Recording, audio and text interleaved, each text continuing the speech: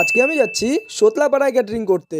তো সন্ধ্যে সন্ধ্যে বাবাইদার আর হুম্বাদার সাথে বেরিয়ে আগে গিয়ে ঢুকলাম স্পটে। আর আজকে স্পটে ঢুকে কিন্তু সিটিং করার কাজে লেগে পড়েছিলাম। আর এরই মধ্যে ধুম্মা চালের স্টাইলে এসে এন্ট্রি মারলো আমাদের অনির্বাণদা। লোকে স্পটে ঢুকে কিন্তু আগে কাজ করে, কিন্তু অনির্বাণদা আগে কফি খায়। যাই হোক, গ্রুপের সেকেন্ড মালিক কিছু বলা যাবে না, তাহলে হয়তো পরের দিন কাজ আমি নাও পেতে পারি। আর বাবাইদার হয়তো আমাকে দেখে খুব কষ্ট হচ্ছিল, তাই বাবাইদাই আমাকে একটা কফি এনে দিল। আর প্রত্যেকদিন সব কাজে গিয়ে তো আমরা বসে বসে ফোনই ঘাটি, আজকে ভাবলাম সবাই মিলে না হয় একটু লুডুই খেলা যাক। তো এরপর ফাইনালি কাজ শুরু করলাম। প্রথমে খাবারগুলো তুলে আগে রেডি করে নিচ্ছিলাম, কারণ বাইরের লোক বসে পড়েছিল। তো এরপরে সব খাবারগুলো বাইরে দিয়ে আমি আগে ভাড়ার ঘরটাকে ভালোভাবে পুজো করে নিলাম, কারণ আমি মনে করি সব কাজের মধ্যে ভগবান থাকে, আর কাজের আগে ভগবানকে ডেকে কাজ করলে সব কাজই সফল হয়। এরপর বাইরে এক নজর পড়তে দেখলাম দাদারা তো সব কাজ শুরু করেই দিয়েছে, আর আমি যেহেতু আজ ভাড়ার ঘরে ছিলাম তাই আমার কিন্তু খুব একটা চাপ ছিল না। এরপর ফাইনালি রাত্রি 12টার সময় কাজটা শেষ করলাম। এরপর সব দাদাদের জন্য খাবারটা বেড়ে আমিও খাবার টেবিলে বসে ওয়েট করছিলাম যে দাদারা কখন লাস্ট ব্যাচ চালিয়ে আসবে আর কখন খাবো। নাও কিছুক্ষণের মধ্যে দাদারা হলো এসে হাজির। আর যখন সবাই চলে এসে তখন আর বসে থেকে কি লাভ, সরষে কাতলা দিয়ে ভাতটা মাখিয়ে সিধা করে দিলাম মুখে চালান। আরে না না, শুধু সরষে কাতলা না, এরপরে চিকেন দিয়েও টেস্ট করেছিলাম। তো যাই হোক, এখন আমি শেষ পাতে মিষ্টি খাই। আর ভিডিওটা ভালো লাগলে লাইক করে চ্যানেলটাকে সাবস্ক্রাইব করে দিও। বাই।